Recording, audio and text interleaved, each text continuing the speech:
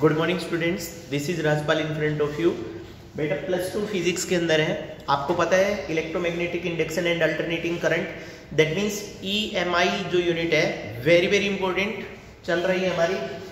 एक वीडियो पहले आई है इलेक्ट्रोमैग्नेटिक इंडक्शंस की, जिसके अंदर EMI का इंट्रोडक्शन था सिर्फ। आज हम पहले टॉपिक से उठा रहे हैं and that is very very important to itself, अपने आप में बहुत इंपॉर्टेंट है। Faraday's law of electromagnetic inductions. Guys दोबारा से सुनिएगा, फैराडे लॉ है, Faraday's law of electromagnetic inductions. Generally people consider that Faraday propose the two law. जनरली लोग कहते हैं कि फैराडे ने ना दो लॉ दिए हमारे पास, Faraday first law and Faraday second law. Sometimes we also mention as F1 and F2, ऐसे भी मेंशन कर देते हैं कभी कभी कि F1 है ये F2 है। तो that means Faraday first law and Faraday second law. बच्चा फर्स्ट लॉ को देखिएगा क्या कह रहे हैं। According to Faraday first law, whenever the amount of magnetic flux linked with the circuit change, दोबारा से सुनिएगा, whenever the amount of magnetic flux linked with the circuit change and EMF is induced in the circuit। बहुत important है, दोनों चीजें एक दूसरे के ऊपर डिपेंड कर रही हैं, गाइस डायरेक्टली डिपेंड हो रहा है। whenever the magnetic flux linked with the circuit, मतलब अगर किसी सर्किट के साथ मैग्नेटिक फ्लक्स लिंक्ड है, और वो तो हर सर्किट के साथ होता है, अगर किसी इलेक्ट्रिक सर्किट के साथ मैग्नेटिक फ्लक्स लिंक्ड है और वो चेंज कर रहा है, अगर वो चेंज कर रहा है तो क्या आएगा, अगर magnetic flux linked with the circuit get be change, then it will start to induce the current. उस टाइम वो अपने आप में ना एक करंट पैदा करेंगे, इंड्यूस द करंट। और आगे कंडीशन दी गई है, This induced EMF, यहाँ पर करंट भी आ सकते हैं, This induced EMF oblique current lasts so long as change in the magnetic flux continue। इस दोबारा से सुनिएगा, ऐसा लगता है कई बार डेफिनेशन सुनने से कि हमें ना कुछ समझ नहीं आ रहा है। एक बार दोबारा से सुनो, सर्किट के साथ अगर मैग्नेटिक फ्लक्स लिंक्ड है और मैग्नेटिक फ्लक्स से चेंज कर रहे हैं, तो कह रहे हैं कि change in magnetic flux is responsible to develop the induced EMF और induced current. Magnetic flux change होगा तो इंड्यूस्ड EMF वहां पर डेवलप हो जाएगा। और आज के बाद आप एक बात याद रखें बच्चा, EMF is the source and current is the affect. EMF is the source and current is the affect. तो कह रहे हैं कि जब भी फ्लक्स चेंज होगा, flux associated with that get be change there, flux change हो गया तो पक्का इंड्यूस्ड EMF आएगा। और कह रहे हैं कि ये जो इंड्यूस्ड EMF आएगा ये सर्किट में तब तक रहेगा जब तक आपका सर्किट चेंज होता रहेगा। दोबारा से सुनिएगा, according to Faraday first law, Faraday first law के according magnetic flux associated with the circuit get be change is responsible to develop the induced EMF। Induced EMF developed inside the circuit is last so long as whenever the magnetic flux associated with that get be changed। That means circuit के साथ magnetic flux जब तक change होता रहेगा उसके अंदर current तब तक या इंड्यूस्ड EMF तब तक आता जाएगा। अब अगर मैं आपको याद दिलाऊं तो हमारे पास दो बातें आएंगी। इंड्यूस्ड EMF, इंड्यूस्ड का मतलब किसी चीज में पैदा होना, EMF का मतलब EMF is a type of potential whenever the circuit get be open there. Circuit अगर ओपन है उस वक्त जो पोटेंशियल है that is EMF। EMF is the source and that is capable to generate the current inside the circuit. Circuit में current पैदा कर सकते हैं। अब दूसरी जो बात निकल कर के आई है वो हमारे पास second law, very very important, 1 marks point of view से न्यूमेरिकल्स के लिए भी इंपॉर्टेंट है। फैराडे सेकंड लॉ, जिस फैराडे सेकंड लॉ में डेफिनेशन अपने आप तैयार हो जाएगी। आप एक बार यहां देखिएगा, आपको पता है कि suppose to be phi1 is the flux associated at primary condition and phi2 is the flux associated with the circuit at secondary condition. phi1 initial condition में फ्लक्स है, phi2 आपका फाइनल कंडीशन में है। कभी कभी हम ऐसा भी कह सकते हैं कि phi1 is the flux at the time t1 and phi2 be the flux at the time t2। तो उसके बाद हमारे पास small e represent the EMF, electromotive force. तो यहाँ पर एक बात आई है, EMF is directly proportional to rate of change of flux associated with that. दोबारा से सुनिएगा, induced EMF is directly proportional to rate of change of flux associated with that। आपको भी पता है इसको एक साइड स्टेप से ज्यादा नहीं रख सकते। हमने क्या किया, E is equal to K phi2 minus phi1 upon dt, और phi2 minus phi1 d phi, और नीचे dt और बचा k लगा दिया। k को 1 मान करके हटा दीजिएगा, नेगेटिव साइन लगा दिया गया है। अचानक से ये जो नेगेटिव साइन आया, क्यों आया उसका भी रीजन बताएंगे, बट फिलहाल आप ये देखिएगा E = -dϕ/dt। नीचे लिखा गया है negative sign indicate that it oppose the EMF. Negative sign इस बात को इंडिकेट कर रहा है कि ये मैग्नेटिक फ्लक्स का अपोज कर रहा है। अब इस अपोज की कंडीशंस को सुनिएगा। According to this conditions whenever suppose to be magnetic flux start to decrease, magnetic flux decrease करेगा। अगर मैग्नेटिक फ्लक्स डिक्रीज करेगा then it will start to induce the EMF, और अगर मैग्नेटिक फ्लक्स इंक्रीज करेगा then again it will start to generate the current. That means दोनों की दोनों चीज के अंदर ये पोजीशंस क्रिएट करते हैं। और उसके बाद अगर आगे देखें, इससे भी इंपॉर्टेंट, वैसे 10th क्लास में थोड़ा सा इंट्रोडक्शन आता है हमारे पास, उसमें हम बोलते हैं लेंज लॉ। गाइस सबसे पहले 1 मार्क्स में अगर बात करें कि what is the importance of Lenz law, Lenz law की इंपॉर्टेंस क्या है, तो सबसे पहले बोला गया है it is the directions of current of the EMF induced in the circuit. That means circuit के अंदर जो इंड्यूस्ड करंट या इंड्यूस्ड ईएमएफ जो जनरेट हो रहा है उसकी डायरेक्शन को बताएंगे। तो इसका मतलब लेंज लॉ लैब में किसी एक अपैरेटस की तरह से भी काम करते हैं। And name that apparatus guys, तो जवाब आएगा sir that apparatus is the galvanometer, because galvanometer is that electronic device which is responsible to detect the direction। galvanometer हमें ये बताता है कि in which direction the current is start to flow there, कौन सी डायरेक्शन में current flow कर रहा है। यहाँ पर भी सेम है, लेंज लॉ इज यूज्ड या Lenz law is utilized for detection the directions of current flow through the circuit. Circuit में जो करंट फ्लो हो रहा है उसकी डायरेक्शन को देंगे। अब नीचे देखना, कह रहा है the direction of induced EMF in A circuit is always such to oppose the change in the magnetic flux। that means जिस डायरेक्शन में मैग्नेटिक फ्लक्स डिक्रीज होगा करंट उससे अपोजिट जाएगा, जिस डायरेक्शन में मैग्नेटिक फ्लक्स इंक्रीज कर रहा है करंट उससे अपोजिट जाएगा। So guys these are the definitions of, ये दोनों की दोनों है, these are the definitions of Lenz law.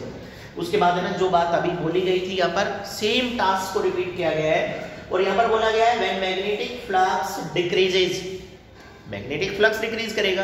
तो कह रहे जब मैग्नेटिक फ्लक्स डिक्रीज हो रहा है then it oppose to it, oppose to it means ये उसका अपोज करेगा। उसके बाद दोबारा लिखा गया when the magnetic flux increase, अगर मैग्नेटिक फ्लक्स इंक्रीज कर रहा है then it again oppose to it, उसके बाद ये दोबारा से इस चीज को अपोज करेगा। अब दो डाउट मेरे पास है, आप भी सोच रहे होंगे, हर बार एक बात आ रही है guys, it oppose, magnetic flux decrease it oppose it, magnetic flux increase it oppose it. किसी जगह पर मैग्नेटिक फ्लक्स डिक्रीज कर रहा है it opposite, magnetic flux increase कर रहा है it opposite. Then who is it, ये इट कौन है, तो इट का जवाब है इट मींस इंड्यूस्ड ईएमएफ और इंड्यूस्ड करंट रेस्पेक्टिवली। जब मैग्नेटिक फ्लक्स डिक्रीज करेगा तो इंड्यूस्ड ईएमएफ और इंड्यूस्ड करंट उसका अपोज करेगा। Oppose in the sense they will start to oppose that decrease और इंक्रीज। अब एक बात बोलूं, जैसे ही मैं एक टास्क बोलूंगा आपके सारे डाउट क्लियर हो जाएंगे, और वो टास्क ये है दिस मे कंसीडर, गाइस ध्यान से सुनिएगा, this may consider as the inertia of electricity. Inertia of electricity की तरह से इसको ट्रीट करेंगे। क्यों? क्योंकि हमें बताया गया था inertia is such property which never try to allow the change. Inertia is that property which never try to allow the change. Inertia एक ऐसी प्रॉपर्टी है जो किसी के अंदर बदलाव को स्वीकार ही नहीं करती। तो यहाँ पर भी यही है, if flux will start to decrease induced current is developed there and current not allowed to decrease the flux।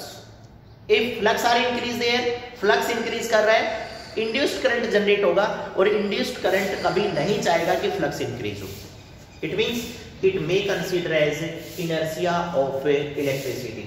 ये 3 टास्क बोलेंगे, हम अपने पॉइंट पे वापस आ जाएंगे। पहली टास्क है whenever the current start to flow through the circuit, जब भी किसी सर्किट के अंदर से करंट फ्लो करेगा then that conductor behaves as a magnet। 10th class से सुनते आ रहे हैं आप इस बात को। गाइस इस यूनिट के अंदर ये सारे डाउट आपके क्लियर हो जाएंगे। दोबारा से सुनिएगा, whenever the current start to flow through the conductor then that conductor behaves as a magnet। अब इस डायग्राम को बहुत आराम से समझना गाइस, ये एक सिंपल सर्किट बनाया हुआ है और इस जगह बीच में यहाँ पर गैल्वेनोमीटर अरेंज कर दिया and whenever no current will start to flow inside the circuit, क्योंकि सर्किट में तो कोई सोर्स है ही नहीं, तो यहाँ पर कोई करंट फ्लो नहीं करेगा। करंट अगर फ्लो नहीं कर रहा है तो गैल्वेनोमीटर अपनी नल पोजीशन पे है, दैट मींस गैल्वेनोमीटर की नीडल यहाँ पर है। अब ये मैग्नेट है, मैग्नेट है तो मैग्नेट के सराउंडिंग में मैग्नेटिक फील्ड होगी, मैग्नेटिक फील्ड होगी तो मैग्नेटिक फील्ड लाइन होगी, और magnetic field line is responsible for making the magnetic flux, यानी कि इस मैग्नेट के कारण मैग्नेटिक फ्लक्स है। और अब ये मैग्नेट, ये पूरी जो बातें हम बोल रहे हैं ना गाइस, ये आपको लिखनी है सारी सारी। एक्सप्लेनेशंस ऑफ लेंज लॉ है, ध्यान से सुनिएगा। स्टेप 1 और स्टेप 2 दो स्टेप एक्सप्लेन करेंगे। ये हमारे पास स्टेप 1 है। स्टेप 1 के अंदर देखो जो बोला जा रहा है वैसा का वैसा आपको लिखना है। Whenever this magnet will start to move, come close to this circuit, जैसे ही ये मैग्नेट इस सर्किट की तरफ आएगी, अभी मैंने बोला था फ्लक्स चेंज हो जाएगा, फ्लक्स चेंज हो जाएगा, इस सर्किट के अंदर तुरंत इंड्यूस्ड ईएमएफ और इंड्यूस्ड करंट पैदा होगा, और इस सर्किट के अंदर पैदा होने वाला इंड्यूस्ड ईएमएफ और इंड्यूस्ड करंट कभी भी नहीं चाहेगा कि ये मैग्नेट इसकी तरफ आए। इसलिए ये सर्किट इस मैग्नेट को अपनी तरफ आने से कैसे रोक सकता है? तो एक जवाब आएगा, सर ये इधर नॉर्थ पोल पैदा कर दे और ये इधर साउथ पोल पैदा कर दे। अब नॉर्थ पोल और साउथ पोल पैदा करने के लिए हमें क्या सिखाया गया था कि अगर करंट किसी जगह पर एंटी क्लॉकवाइज डायरेक्शन में फ्लो करेगा, एंटी क्लॉकवाइज में, तो उस जगह पर नॉर्थ पोल बनेगा, और अगर क्लॉकवाइज डायरेक्शन के अंदर फ्लो करेगा तो वहां पर साउथ बनेगा। और इस जगह पर नॉर्थ पोल जरूरी है, और नॉर्थ पोल अगर जरूरी है इट मींस यहां पर करंट एंटी क्लॉकवाइज डायरेक्शन में रोटेट कर रहा है। एंटी क्लॉकवाइज डायरेक्शन में अगर रोटेट कर रहा है तो ये जो गैल्वेनोमीटर है, इस गैल्वेनोमीटर की नीडल इस तरह से डिफ्लेक्ट हो जाएगी। देखो मैग्नेट के नजदीक आने से सर्किट में करंट पैदा हुआ, और सर्किट के अंदर जो करंट पैदा हुआ वो इंड्यूस्ड करंट है। ये इंड्यूस्ड करंट क्यों पैदा हुआ? क्योंकि मैग्नेट के नजदीक आने से मैग्नेट का फ्लक्स चेंज हुआ है, और सर्किट कभी नहीं चाहेगा कि मैग्नेट इसकी तरफ आए।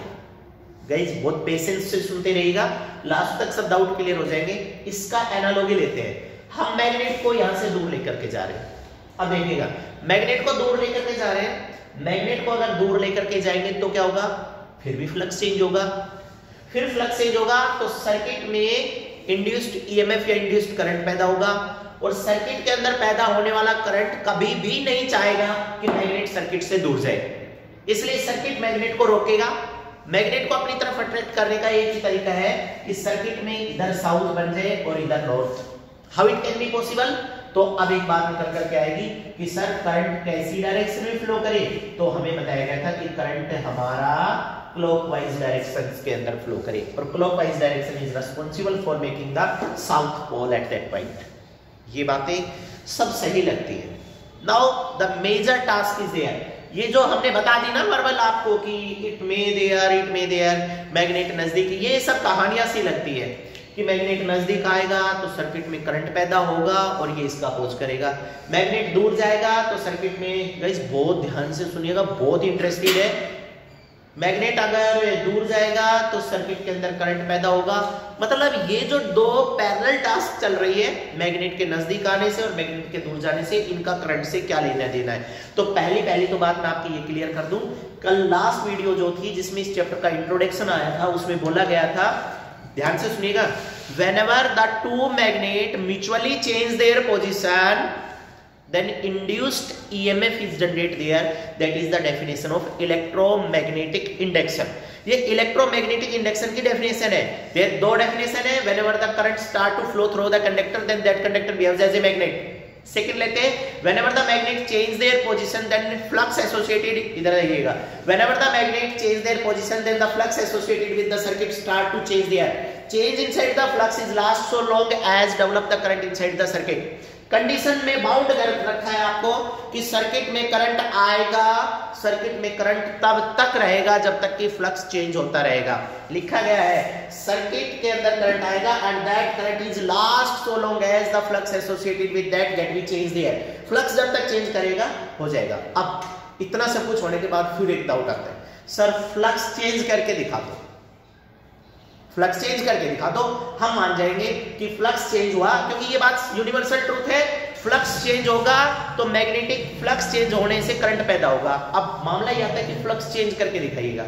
तो गाइस देखो ध्यान से देखिएगा, ये मैग्नेट है, एंड गाइस पूरा डायग्राम डिस्टर्ब होने वाला है,